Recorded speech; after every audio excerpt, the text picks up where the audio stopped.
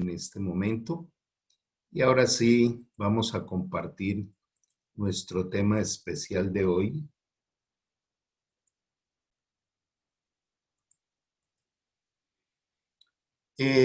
Reflexionando inicialmente que el diseño de Dios nunca fracasa. Si Dios nos ha colocado ese diseño de Él para que, o mejor dicho, Dios no lo creó para Él.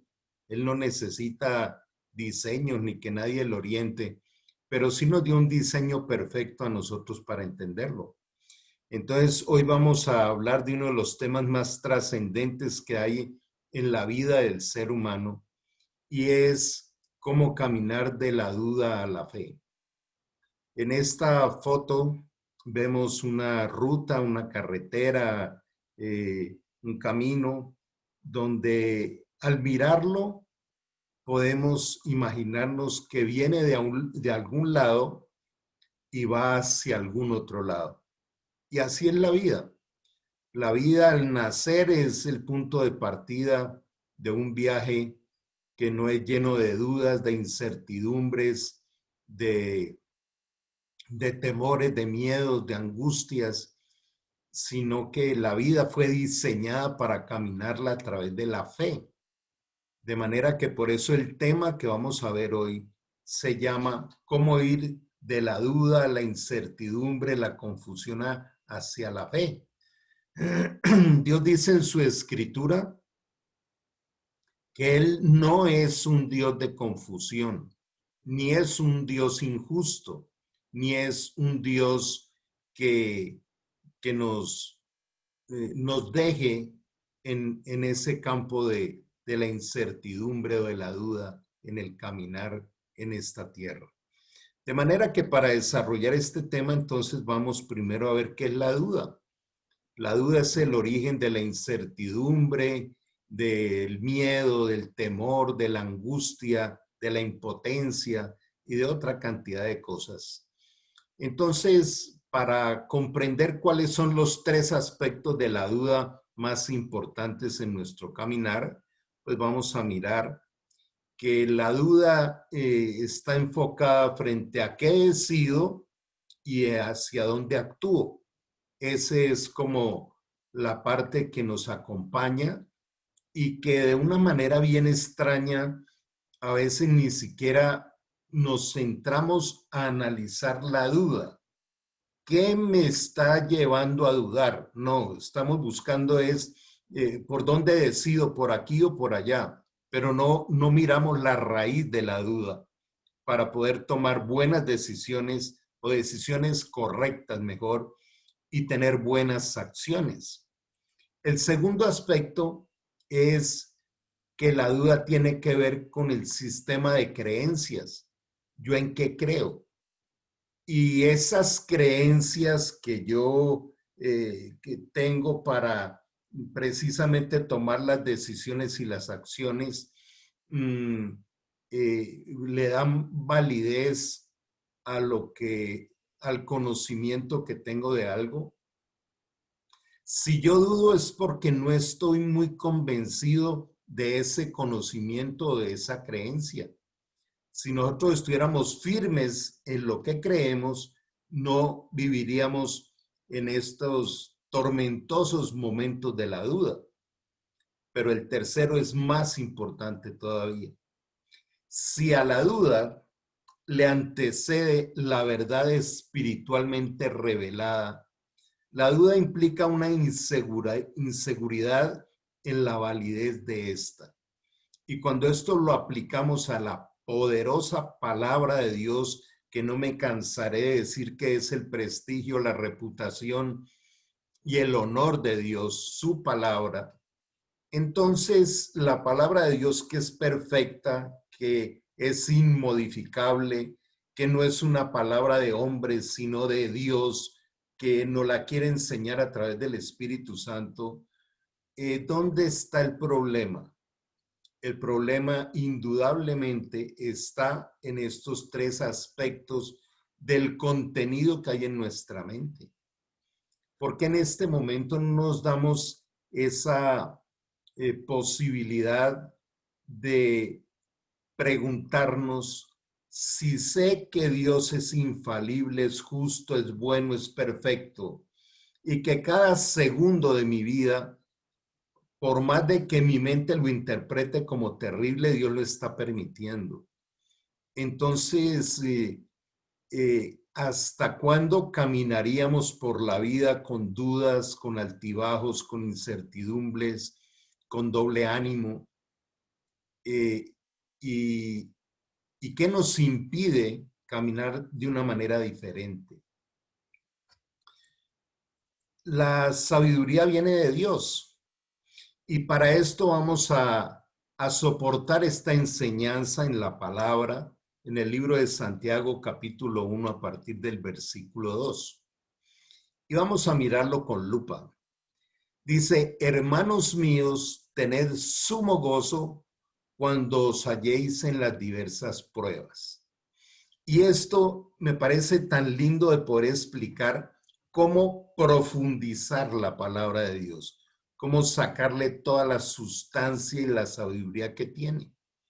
Por eso, interpretar la palabra de Dios a la luz del Espíritu Santo no es interpretarla por sabiduría humana y, y no es una carrera de leerme todo un pedazo, mucho menos de repetirlo, sino es, mira esta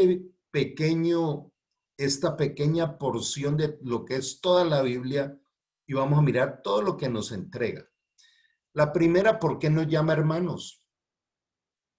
¿Por qué hermanos míos? Eso es lo primero que yo empiezo a mirar. Pues porque Jesús ha prometido en su palabra, ha enseñado más que una promesa, que Él es el hermano mayor y todos aquellos que hemos nacido de nuevo al recibirlo resucitado en nuestro corazón, nos convierte en hijos de Dios y en hermanos menores de Jesús. Lo dice el Evangelio de San Juan en el capítulo 1, versículos 12 y 13. Entonces, por eso aquí el apóstol Pablo nos trata de hermanos míos. Y cuando él esta reflexión la enfoca a los hermanos, quiere decir que es una palabra específica para los hijos de Dios, no es para los que no son hijos. Y esto de pronto alguna persona lo puede sorprender porque dentro de la religión nos enseñaron que todos los seres humanos eran hijos de Dios, pero la Biblia dice todo lo contrario. Entonces Dios no obliga a nadie a ser hijo, nos da el libre albedrío y podemos tomar la decisión de hacer otras cosas. Pero para los que somos hijos de Dios, dice, ustedes tienen la capacidad de tener sumo gozo cuando le lleguen los diferentes problemas, circunstancias, conflictos, desafíos, como quiera llamarle. Yo prefiero llamarle desafíos porque eso me motiva a pensar en un triunfo. Pero ustedes saben qué quiere decir sumo gozo.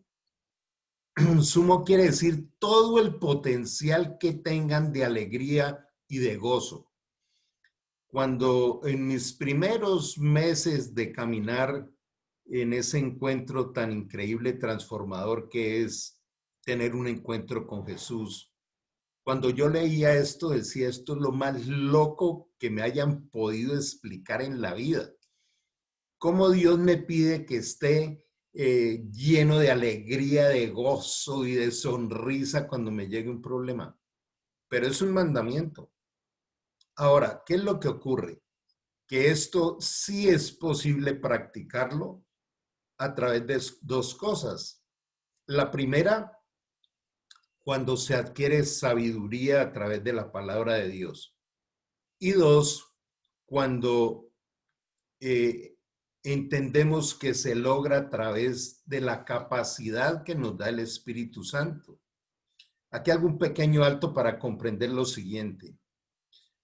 Aquellos que hemos nacido de nuevo a través de la activación del Espíritu, que había nacido muerto, dice Efesios 2, en los primeros 3 versículos. Entonces, cuando nace nuestro espíritu, adquirimos la capacidad de recibir sabiduría y poder del Espíritu Santo para poder practicar la poderosa palabra de Dios. Ahora, ¿por qué Dios nos está diciendo que tengamos muchísima alegría cuando nos llegue un conflicto? Miremoslo solamente de esta forma. Usualmente, ¿qué es lo que hacemos cuando llega un problema o un conflicto en nuestra vida? Viene la queja, la protesta, y por qué a mí es el colmo, ahora qué voy a hacer, y todo un lenguaje y una memética de víctima. Y escuchemos bien, toda esta serie de palabras son palabras de desconfianza hacia Dios. Porque cuando uno se queja es como estoy diciendo, ¿y ahora qué voy a hacer? ¿Y por qué a mí? Etcétera, etcétera. ¿Y dónde está Dios en ese momento? Y aún aparece esa pregunta donde le echamos la culpa a Dios, ¿no? ¿Por qué Dios permite que a mí me pase esto? Entonces, todo ese lenguaje es producto de ausencia de sabiduría sobrenatural, de sabiduría no humana. Y fuera de eso, miremos cómo todo lo que hemos podido hablar solo de esta porción, pero finalmente dice, cuando le lleguen las diferentes pruebas, o sea que la vida es una secuencia de circunstancias por resolver. La vida es una secuencia de esa serie de conflictos o dificultades. Pero quiero centrarme un poco antes de continuar. ¿Por qué Dios dice que estemos muy alegres? Y la primera gran enseñanza que nos podemos llevar esta noche o recordarlo para los que ya la entienden, es que cuando llega una dificultad o llega una circunstancia compleja a la vida, debemos tener muchísima alegría porque Dios dijo que Él era el oportuno socorro. Cuando llegue esa circunstancia no es, ¿y ahora qué voy a hacer? Sino decir, ¿cómo me irá a sorprender Dios trayendo el oportuno socorro a mi vida? Esta es la gran oportunidad de disfrutar la fidelidad de Dios que me dijo, nunca te dejaré y nunca te desampararé. Allí empieza la alegría, allí empieza la activación de Dios, es el que viene a hacer las cosas. Pero preguntémonos también esto, ¿por qué nos quejamos? Observe que si nosotros hoy, por ejemplo, es que nos ha faltado, es como abrirnos a explorar las experiencias. Entonces, por ejemplo, ¿alguna vez nos hemos puesto a pensar cómo sería nuestra vida sin quejarnos? ¿O nos hemos puesto a explorar la queja? Y algo que estoy absolutamente seguro, siempre la queja llega es porque nos incomoda, nos incomoda. Hoy hablaba con un padre que es un hombre muy joven que tiene unos niños pequeños y con esto de la cuarentena está que explotan en ese apartamento, se volvió como una olla express porque los niños gritan, corren, lloran. Y entonces yo le decía, ¿y esa es la única forma de interpretar la vida?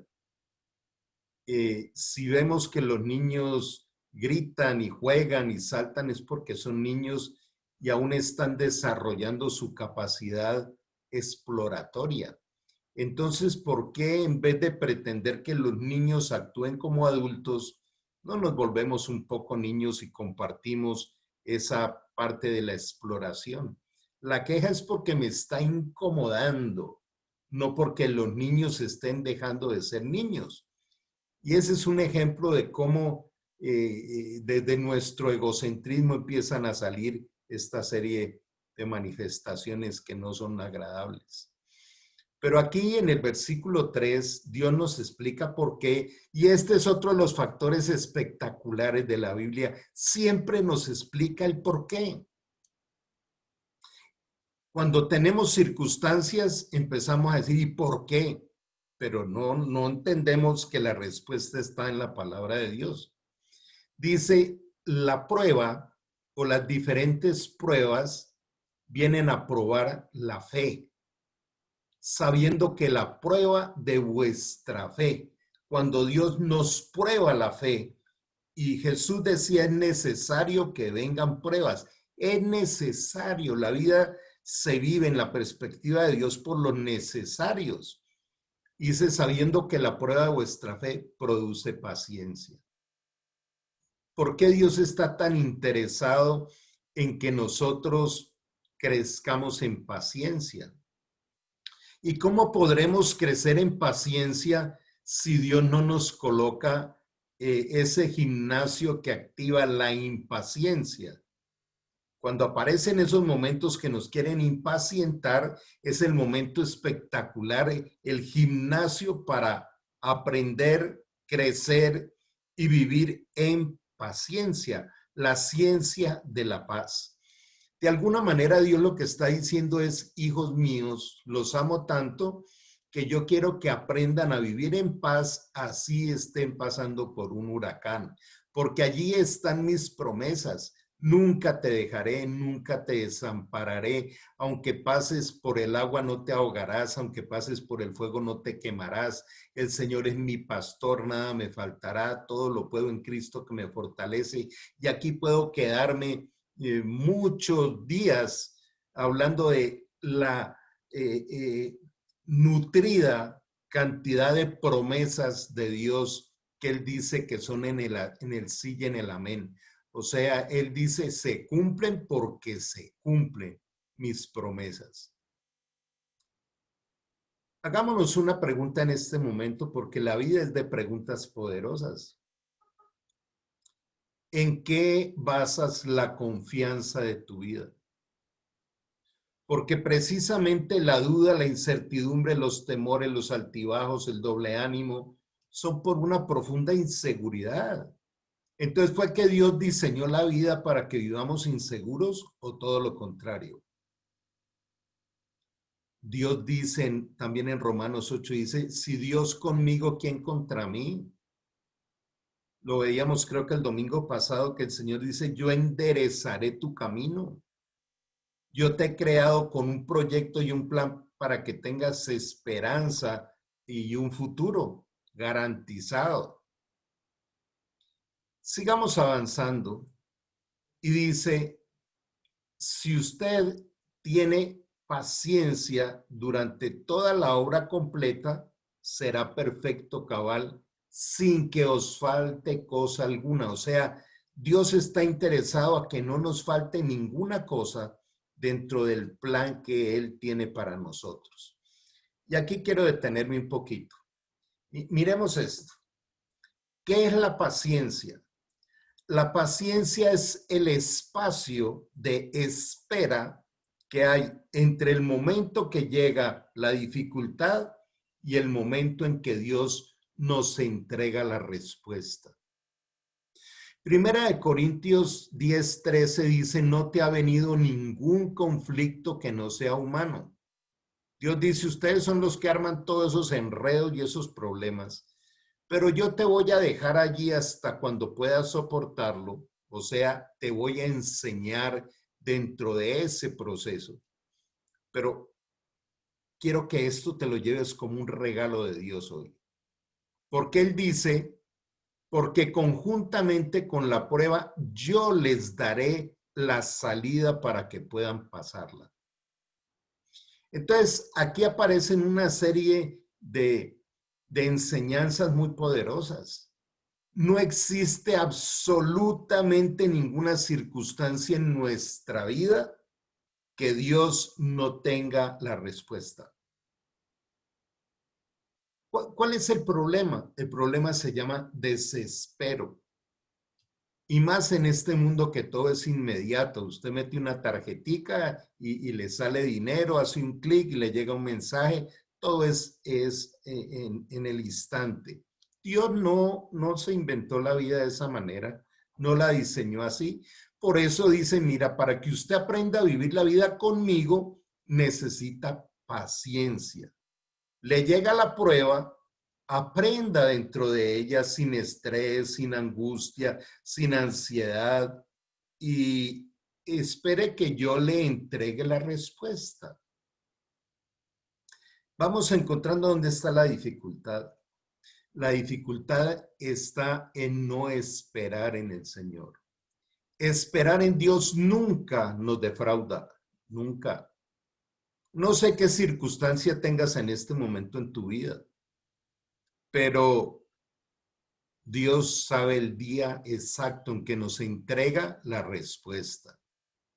Entonces, qué bueno, desde el momento en que llega la circunstancia hasta el momento en que Dios me da la respuesta, la solución, el socorro, caminar con Él aprendiendo paciencia. Y esto va a cambiar totalmente nuestra forma de orar. ¿Qué hemos hecho nosotros cuando nos llega una circunstancia compleja o difícil? Empezamos a decirle a Dios que nos la quite, empezamos a decirle a Dios que nos la resuelva y todavía más a decirle cómo. Dios mío, yo siempre coloco la parte financiera porque es la que más le toca la paz a muchas personas. Si hay una dificultad económica, entonces las oraciones pueden ser, Dios mío, ayúdame a que me salga el préstamo. ¿Y será que Dios tenía como solución un préstamo o una sorpresa? ¿No les parece increíble que nosotros le estemos diciendo a Dios cómo es que tiene que hacer las cosas? Entonces, más bien la oración efectiva, mira que en el mismo libro de Santiago dice, la oración eficaz del justo puede mucho. Quiere decir que hay oraciones que no son eficaces y son las de ese tipo. Dios mío, que por favor me salga el viaje a no sé dónde. Entonces, ¿cómo orar efectivamente? Decirle, Señor, ha llegado esta circunstancia a mi vida, este problema, este conflicto, este desespero, como lo estés viviendo. Pero yo sé, Señor, que con esto me vas a llevar a crecer en madurez, en paciencia, en tolerancia, en humildad, a ver tu gloria, a sentir el abrazo de un Padre que nunca me va a dejar avergonzado, y enséñame a crecer en paciencia mientras tú me das la respuesta perfecta.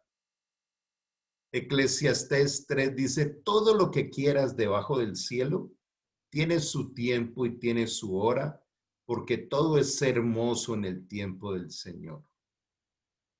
Entonces, ¿qué es lo primero que tenemos que hacer cuando nos llegue una circunstancia difícil? Ir y encerrarnos en nuestra habitación, como lo dice en Mateo 6 cuando enseña el Padre Nuestro, y decirle, Señor, aquí estoy, sé que si esta circunstancia me llegó, así en mi mente humana sea muy complicada, tú la estás permitiendo y es para bien. Dame la sabiduría para poder vivirla. Mira lo que dice ahí en el versículo 4.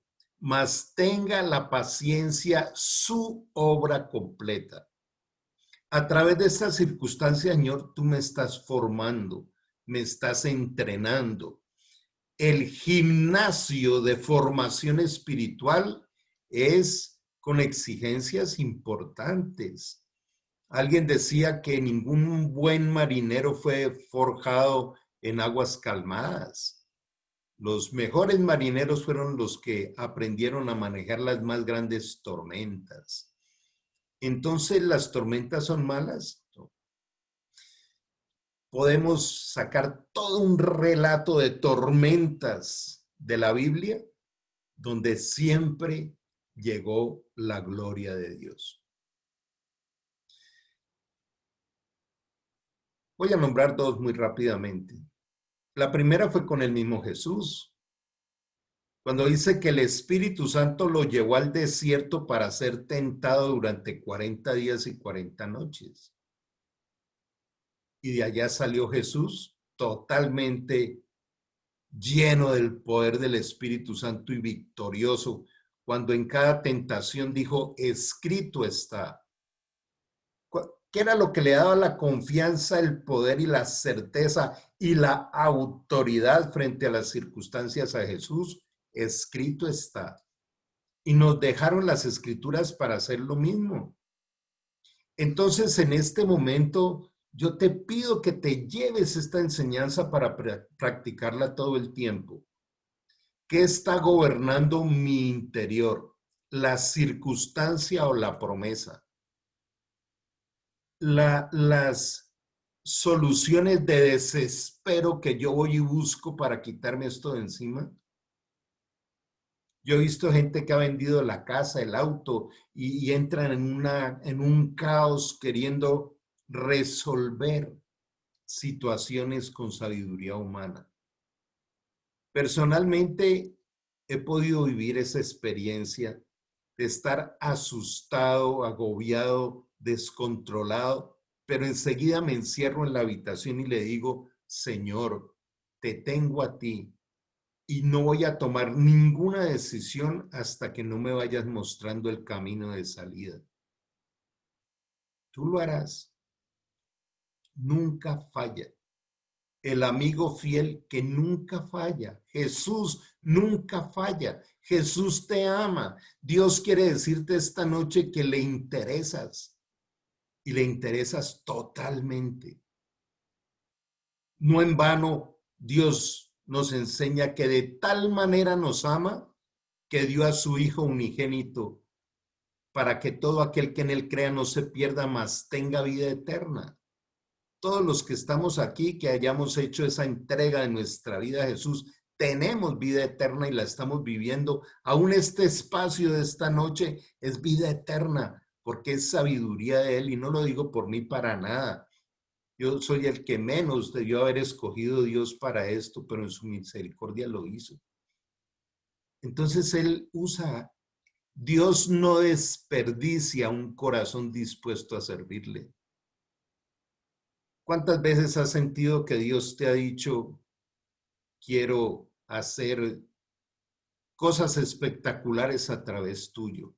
Y la respuesta es, no tengo tiempo por el trabajo, por esto, por lo otro. O aquellos momentos de decirle a Dios, no, déjame, yo resuelvo esto y aquello, y entonces lo que dice la Biblia es todo lo contrario. Pero sigamos mirando unas advertencias increíbles de la Biblia. Y yo te motivo a que vayas ubicando los momentos más críticos que estás viviendo en este momento a corto, mediano o largo plazo. ¿Qué tal esta promesa? ¿Cuántas veces la hemos trabajado?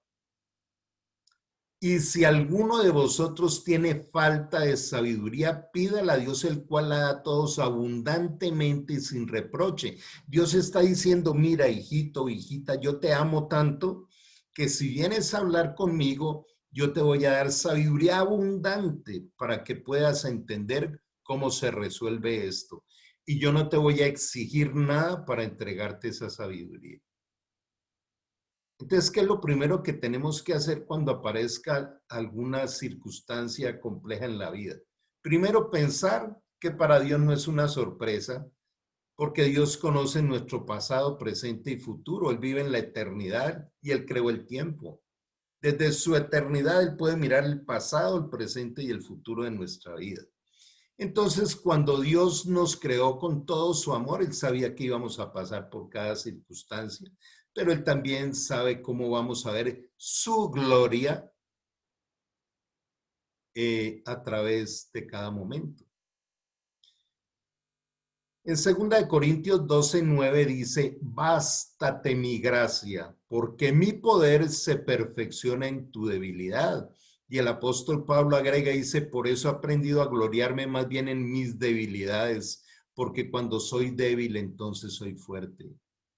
Ustedes saben que es lo más poderoso y rico que tiene un ser humano que sea hijo de Dios, los nadas y los pocos. Mírelo en toda la Biblia y se va a dar cuenta. Dios dice, yo le doy fuerzas al que no tiene ninguna. Que a mí me parecía tan increíble. Cuando algunas personas vienen a buscar consejería y me dicen, es que yo ya no tengo fuerza, le digo yo, estás listo para ver la gloria de Dios. Porque Dios lo que está diciendo es cuando te des cuenta que con tus fuerzas no puedes hacer nada, estás listo para recibir mi poderosa ayuda. No es con fuerza humana, es con el poder del Espíritu Santo. Entonces, si Dios nos está hablando esta noche a través de su palabra, donde dice que Él da a cada cual abundantemente la sabiduría y si se la pedimos nos será dada, pero trae una advertencia. Dice, pero pídala con fe, no dudando nada. Ah, entonces no tenemos que resolver la duda primero antes de pedir. Porque el que duda es semejante a la onda del mar que es arrastrada por el viento y echada de un lado a otro. No piense pues que quien tal haga recibirá cosa alguna del Señor. Mira lo que dice Dios. Dios dice, si usted duda de mí, yo no le doy nada. Yo soy Dios, soy perfecto, todo lo puedo, te amo, quiero lo mejor para tu vida. ¿Qué tal que nosotros observáramos un poco nuestra forma de orar? Pareciera que le dijéramos a Dios, no, mira, mi proyecto es mejor, hazme caso. Ven, colabórame, ayúdame y te vas a sorprender de lo que yo tengo. Eso parece que era lo que nosotros le dijéramos a Dios. Recuerdan que Jesús dijo, aprendan de mí que soy manso y humilde de corazón. ¿Y cuándo vamos a aprender? ¿Cuándo iniciamos la decisión de cumplir con ese mandamiento, de ser mansos y humildes? ¿Sabe qué es la base de la humildad? Reconocer que nuestro cerebro es un cerebro de hormiga comparado con la grandeza de Dios. Proverbios en el capítulo 1 dice que el temor a Dios es el comienzo de la sabiduría, pero no es un temor de miedo, es un temor, uno, de respeto y dos, de reconocer que su diseño es perfecto. Miedo de salirme del diseño de Dios, eso sí, lo he dicho muchas veces, Dios nos llama colaboradores, pero cuando nos relacionamos con Dios invertimos los roles. Le estamos diciendo, Dios, colabórame en esto, colabórame en lo otro, yo decidí tal cosa, ¿qué dijo Jesús aún antes de ir a la cruz? Le dijo, Señor, esta es la forma que yo siento y pienso, pero no se haga mi voluntad sino la tuya. Entonces, claro, Dios es un papá de amor al cual le podemos hablar libremente. Yo soy uno que en este momento le estoy diciendo, Señor, a mí me gustaría tal cosa, pero solamente que tú me la entregues, que tú me la des, porque si me la das, yo sé que es perfecto. Esa es la manera de interactuar con él. Entonces, si dice, al que duda de mí y de mi palabra, no le doy nada, ¿no creen que debemos darle preponderancia a resolver nuestras dudas? Es vital para poder ir a otro nivel. Mira lo que dice Filipenses 1:6. Dice, estoy persuadido de esto, que el que comenzó la buena obra en ustedes la va a perfeccionar hasta el día de Jesús. Entonces es un proceso de perfeccionamiento. La vida no puede ser una sumatoria de eventos aislados.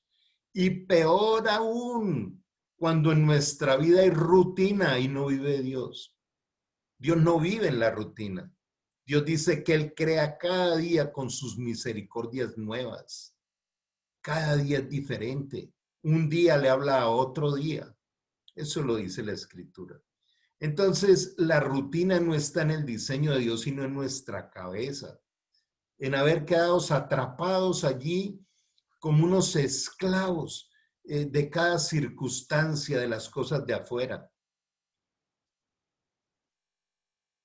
Yo te motivo a que hoy te animes a escribir qué cosas no te dejan ser libre, ¿Qué cosa no te permiten ser libre? Por eso termina este pasaje diciendo, el hombre de doble ánimo es inconstante en sus caminos.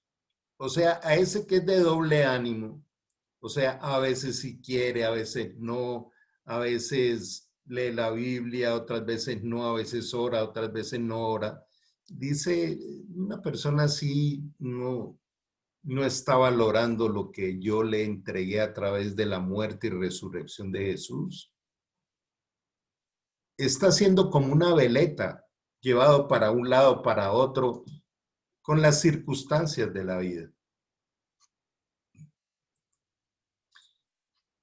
Después de haber hecho todo este recorrido con la duda, vamos a mirar qué es la fe. Y en Hebreos 11, del 1 al 3, este famosísimo pasaje de la Biblia, pero tampoco practicado, dice, es pues la fe, palabra del Señor, es pues la fe, la certeza de lo que se espera. Certeza es ausencia de duda. Y esa certeza de lo que espero es, ¿a qué se refiere? A las promesas de Dios. Yo tengo la certeza de que el Señor jamás me va a fallar, jamás me va a abandonar, jamás nos va a defraudar, no importa lo que nuestra cabeza piense. La angustia y el miedo y todo esto es producto de nuestra pensadera, no es de las promesas de Dios. Y es precisamente cuando los pensamientos y la mirada son arrastrados y secuestrados por las circunstancias y la interpretación que le damos, y no por basar nuestra vida, nuestro camino y cada circunstancia en la certeza de Dios. La convicción de lo que no se ve. Fe es la certeza de lo que se espera y la convicción de lo que no se ve. Certeza es ausencia de duda y convicción es ausencia de miedo. Los dos hijos de la duda. La duda nos produce miedo, incertidumbre, confusión. La palabra de Dios no. Escrito está. Usted sabía que todas las promesas de Dios, lo hablamos hace 8 días, son para usted. Dice, porque por ella, por la fe, alcanzaron aprobación. Dame un segundito, veo aquí. Los antiguos. Por la fe entendemos que los mundos fueron formados por la palabra de Dios, de modo de que lo que se ve fue hecho de lo que no se veía.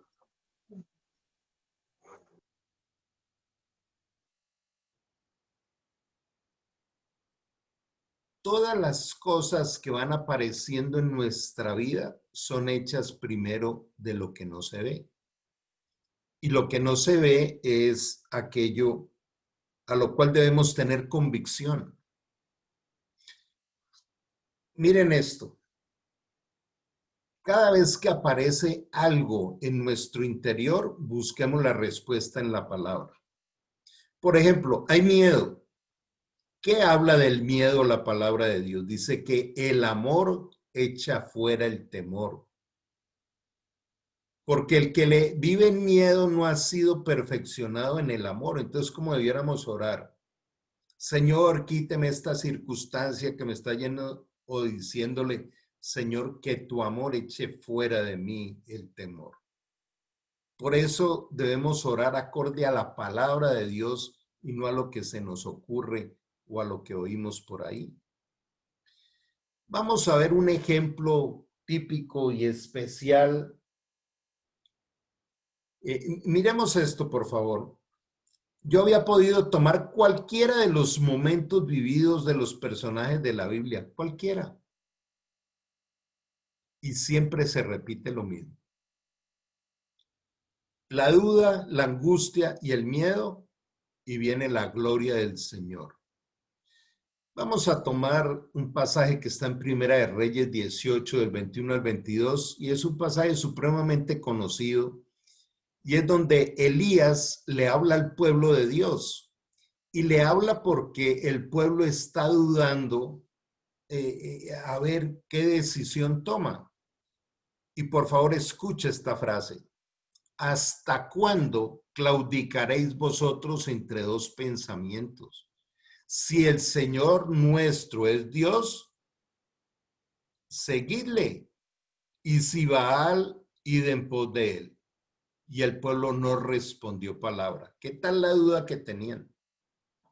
Elías les dijo, bueno, al fin, ¿Dios es nuestro Dios?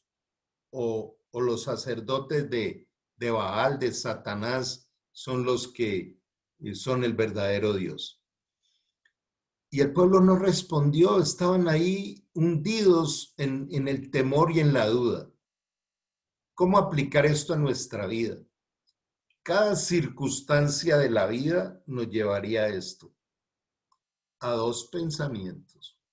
Lo dice en Deuteronomio 28, colocaré al cielo y a la tierra por testigos de que puedes escoger el bien y las bendiciones o el mal y las maldiciones, pero yo te digo, hijo, escoge el bien. Esto fue lo que empezó con Adán y Eva, tener que escoger entre el bien y el mal. De manera que aquí es donde Elías le dijo al pueblo, solo yo he quedado como profeta de Dios, mas los profetas de Baal hay 450 hombres.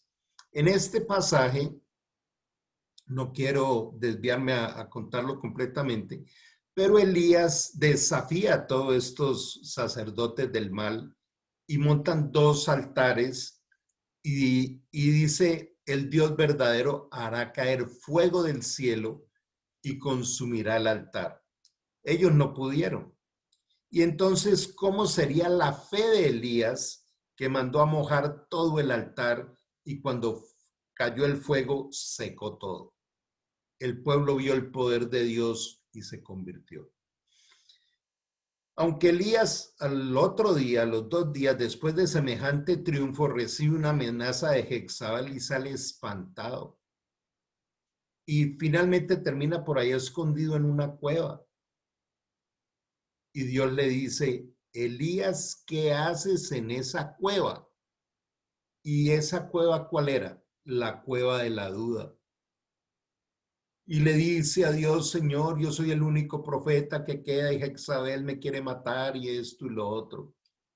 Y Dios le dice, Elías, sal de esa cueva y regresa al sitio que te dije que debieras estar. Porque allá tengo a Jehú, tengo a Eliseo y tengo a otro de los príncipes que te van a respaldar y a los 7,000 hombres que no doblaron sus rodillas delante de Satanás. Cuando él creía que no tenía ningún respaldo más y se iba a morir, Dios le tenía 4 estrategias poderosísimas. Y ese es un ejemplo de lo que hace Dios con nosotros todos los días. Es que aunque nosotros no veamos la salida, Dios tiene una salida gloriosa. Yo te pregunto, ¿crees esta palabra? ¿La vas a tomar para tu vida? Cada circunstancia, por difícil que sea, es para ver la gloria de Dios. Por eso debo tener alegría. Sí, Señor, esto que está llegando es fuerte, me está como queriendo desestabilizar, pero quiero ver tu gloria. Quiero ver tu amor a favor mío. Quiero ver tu oportuno socorro. Tú eres mi Padre Celestial y tú eres mi Dios que nunca fallas, que has prometido protegerme siempre. ¿Qué es más fácil, vivir quejándonos y vivir en el papel de víctima o levantarnos con el poder de la palabra de Dios? Dios jamás va a fallar a su palabra. ¿Qué acabamos de ver? ¿Dónde está el problema? En la duda. Y la duda muchas veces nace hasta desde un lugar de honestidad, decir, es que yo no merezco. Es que yo la embarré tan feo que Dios que me va a ayudar. Yo he visto personas que me dicen, es que esto que dice Dios no me lo va a perdonar. por pura ignorancia en la palabra de Dios. Dios dice en la Escritura, entrégame tus faltas, confiésame tus pecados. Dice en Juan 1:9, primera de Juan 1:9, confiesa tus pecados porque Él es fiel y justo para perdonarte y limpiarte de toda maldad. Dios, ¿por qué crees que esta misión Restauración Ágape Internacional se llama así? Porque Dios es un Dios restaurador con amor. El trabajo que nosotros hacemos en esta misión es ayudar a que las personas entiendan y se abran a ser restauradas por el amor de Dios. Llevo 21 años viendo milagros todo el tiempo. Y el próximo domingo vamos a hablar de 7 claves para recibir milagros con base en la Biblia. Te invito no solo a que no te la pierdas, sino que invites a otros a que reciban lo que Dios envía. De manera que, ¿cómo nosotros podemos viajar por la fe y no por la duda? A través del control y el poder del Espíritu Santo. Segunda de Corintios 10:5 dice, derribando argumento y toda altivez que se levanta contra el conocimiento de Dios y llevando cautivo todo pensamiento a la obediencia a Cristo. ¿Cómo vamos a practicar esto? Lo enseño mucho en neurociencias. El ser humano es el único ser vivo que tiene la capacidad de pensar en lo que piensa. Y si le agregamos este otro, porque cuál es su pensamiento en su corazón, tal es él. Entonces no solo tenemos la capacidad de decidir qué hago con los pensamientos que van fluyendo en mi interior. ¿Y cómo hago para decidir qué hago con ellos? Voy a la palabra. Este pensamiento que es negativo, que es de ruina, de esta no voy a salir, es que yo soy de malas, es que he sufrido mucho, es que porque a mí en la vida, es que todo lo que quiera, toda esa basura que sale de allá, se limpia con las promesas de Dios. ¿Será que es muy difícil darnos cuenta si un pensamiento es negativo y levantar los antiaéreos de la palabra de Dios y derribarlos? Aquí dice derribando argumentos y toda altivez que se levanta contra el conocimiento de Dios. De esta nadie me va a sacar. Mi hijo se va a ir al infierno. Todo esto lo he escuchado. Cuando tú crees que tus hijos no tienen arreglo, la Biblia dice, si eres salvo tú, serás salva tu casa. Ora por ellos. Bendícelos todo el tiempo. Cada vez que hablamos mal de nuestros hijos, los maldecimos. Maldecir y bien decir. Bendición viene de decir bien. Ore por ellos todo el tiempo. Yo lo hago con mis hijas. Todo el tiempo digo, Señor, tu promesa es que mis hijas un día te van a servir, que mi generación es bendita. Y los bendigo y le pido a Dios que los proteja todo el tiempo. Entonces sí se dan cuenta que caminar con Cristo no es estar arrastrado, absorbido y capturado por las circunstancias, es por el amor y el poder de la palabra fiel del Señor. Este Proverbios 23:7 me gusta muchísimo y me ha llevado a pensar lo siguiente y también te motivo en esta noche en eso. Si uno es como piensa, eso es lo que dice este principio, entonces, ¿por qué no escribir quién quiero ser y enfocar todo mi pensamiento a esa persona y terminaré convirtiéndome en esa persona? Y al final, también lo menciono mucho, pero es una forma de aprender. Por lo demás, hermanos, habla otra vez de la familia de Dios. Todo lo que es verdadero, todo lo que es honesto, todo lo justo, todo lo puro, todo lo amable, todo lo que es de buen nombre. Si hay virtud alguna, si hay algo digno de alabanza, en esto pensad. ¿Qué es lo que está diciendo? Lo que no sea verdadero, honesto, justo, puro, amable, de buen nombre, con virtud y digno de alabanza, no piense, no le permita a su cerebro pensar en aquellas cosas que no honran a Dios, que no honran a Dios. Nosotros no somos legalistas, ni mucho menos, pero ustedes recuerdan una famosa canción que dice, brujería, brujería es la vida mía.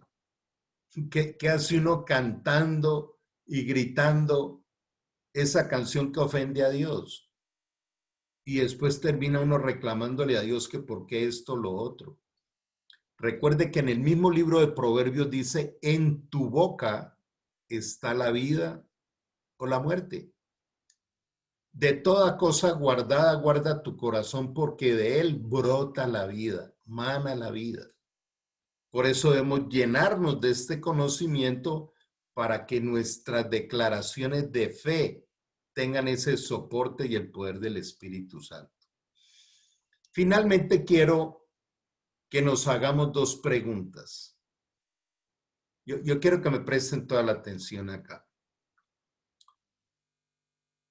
Si te hacen dos preguntas, ¿qué responderías? La primera es, ¿quién es usted? Y la segunda, ¿qué tanto vales? ¿Cómo responderíamos eso? Si vamos a lo que la cultura y el mundo nos plantea, entonces el mundo nos valora por lo que hacemos y tenemos. Hacer para tener y poseer. El mundo jamás te habla de ser.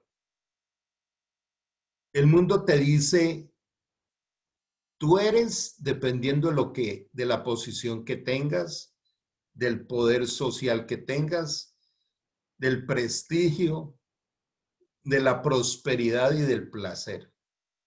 Las 5 P del éxito del mundo. Pero esto va en contra de la palabra de Dios. Esto no es lo que Dios dice. ¿Y saben por qué? Porque cuando una persona pierde la posición o pierde el poder o pierde el prestigio, pierde el dinero o no se puede dar placer, no es nadie. No, ese es un pobre diablo, ese es un don nadie. Son términos muy comunes, al menos aquí en Colombia. ¿Quién es un don nadie para el mundo? El que no tiene dinero, poder, posición, el que no se da ciertos placeres. Y de pronto de una manera bien increíble nos han entrenado para apuntarle a eso. Hoy en día se habla de libertad financiera, hoy en día se habla de tener ciertos niveles sociales y otra serie de cosas. Puras mentiras, engaños. Dios nos valora por la fe. Entonces, aquí viene una decisión final. A partir de esta noche, ¿quién quiero que me valore? ¿O el mundo o Dios? Y Dios me valora por la fe. Y Dios nos ha dicho, te amo con amor eterno. Desde antes de crearte, te he amado con amor eterno. El problema de nosotros es que queremos controlarlo todo y no le soltamos el control a Dios. Por eso Romanos 1:17 dice, porque en el Evangelio la justicia de Dios se revela por fe y para fe, como está escrito, mas el justo por la fe vivirá. ¿Qué es lo único que Dios nos pide? Fe. ¿Y qué es la fe? Un don que ya nos dio el Espíritu Santo. ¿Y cómo crece? Dice, la fe es por el oír, ¿a quién? Al Espíritu Santo. ¿Y cómo se oye? Por la palabra de Dios.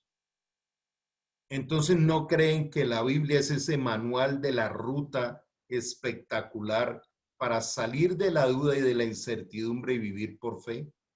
Recordemos que fe es ausencia de duda y ausencia de miedo. Pero no es automático, esto no aparece de la noche a la mañana, es un proceso. Por eso la Biblia habla del el ir alcanzando la madurez espiritual. Dice Santiago 2:23, Abraham creyó a Dios y le fue contado por justicia y fue llamado amigo de Dios. quiero contarle rápidamente los 5 niveles de madurez espiritual. El primer nivel es de oyente. Casi todo el mundo oye. Unos oyen en misa, otros oyen en el culto evangélico, otros oyen en las reuniones cristianas, otros oyen donde sea. Oyentes, esa es la parte más básica. El segundo nivel es creyente. ¡Wow! Oye y cree. El tercer nivel es discípulo. Oye, cree y se deja entrenar. Por eso a las personas que formamos, no solo en esta parte espiritual, sino también en los cursos de neurocoaching, yo les hablo del factor 3D.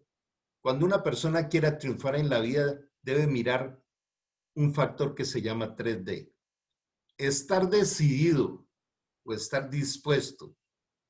El segundo, estar disponible, sacarle tiempo. Y el tercero, ser discipulable, ser enseñable. Entonces, oidores, creyentes y discípulos. Pero cuando se han pasado por estos 3 pasos, aparece siervo, el que le sirve a Dios, es el cuarto nivel. Y cuando una persona oye, cree, se disipula y le sirve a Dios, Dios lo llama y le dice, ahora serás mi amigo. Porque el que sirve no conoce los secretos del Señor, pero mi amigo los conoce. ¿Qué te impediría a partir de hoy aceptar la invitación que Dios te hace de ser amigos de Dios? Cuando alguien te dice, ¿y a qué reuniones que van los domingos? Dile, a la reunión de los amigos de Dios. Aquellos que nos gusta dejarnos sorprender por Él. Terminamos en esta diapositiva donde hay un mandamiento de Proverbios 3:7 que dice, no seas sabio en tu propia prudencia. ¿Qué tal este mandato que dice Dios? ¿Hasta cuándo le vas a seguir creyendo a todo lo que se te ocurre en tu cabeza y fuera de eso horas para tratar de meterme en tus proyectos? No seas sabio en tu propia prudencia. Entonces, el veneno que hay dentro de nuestra cabeza es la interpretación que hacemos de las circunstancias de acuerdo al contenido que hay en nuestra mente y no en la palabra de Dios. Entonces, nuestra vida se vuelve relativa. Y algo que destruye al hombre y a la humanidad es la relatividad. O sea, es relativo. Lo que para uno es bueno, para otro no. Yo estoy de acuerdo, no estoy de acuerdo, te respeto, pero no comparto. Entonces, precisamente es donde el Señor dice, no seas sabio en tu propia prudencia.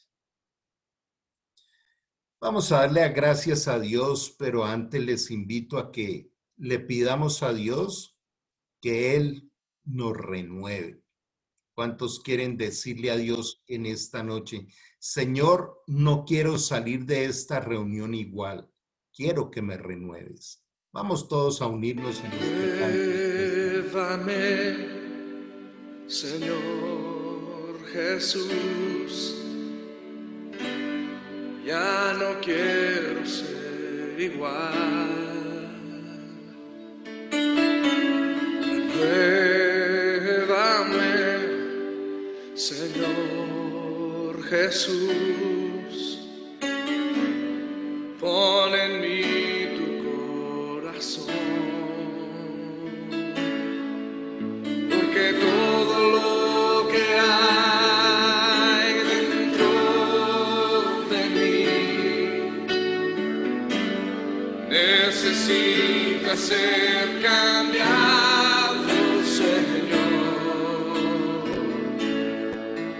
porque todo lo que hay dentro de mi corazón necesita más de ti.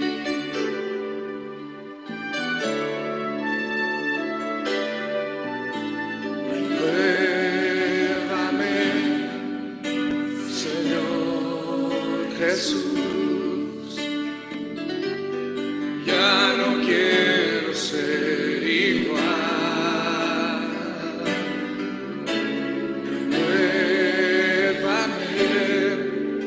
Señor Jesús, pon en mí tu corazón, porque todo lo que hay dentro de mí necesita ser cambiado, Señor. Todo lo que hay dentro de mi corazón necesita más de ti. Necesita más de ti. Necesita más de ti. Yo necesito más de ti. Necesito.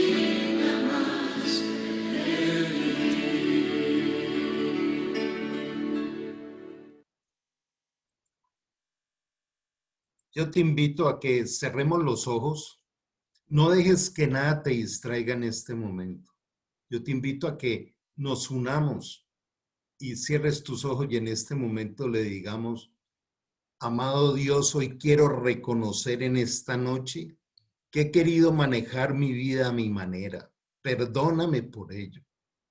Hoy te pido, Señor, que renueves mi vida.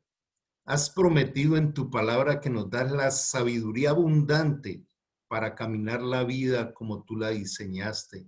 Hoy aquí nos unimos en este rinconcito virtual, este puñado de hombres y de mujeres que buscamos tu presencia. Decirte, Señor, hoy danos esa sabiduría abundante para ir a otro nivel. Hoy queremos, Señor, saber que aún a través de la virtualidad tú transformas vidas y familias y países y ciudades. Por eso hoy, Señor, bendigo cada familia aquí representada en el nombre de Jesús y te pedimos, además de esa sabiduría abundante, que tú extiendas esa protección, como dice tu promesa en el Salmo 91, que ninguna peste destructora tocará nuestra vida y nuestra casa. Hoy oramos por todos aquellos que necesitan un abrazo tuyo, sanador, de salud. Hoy te pedimos, Señor, que avives en cada uno de nosotros los dones y las virtudes con las que nos has diseñado. Límpianos, Señor, en tu misericordia de todos los engaños que pueda haber en nuestra mente.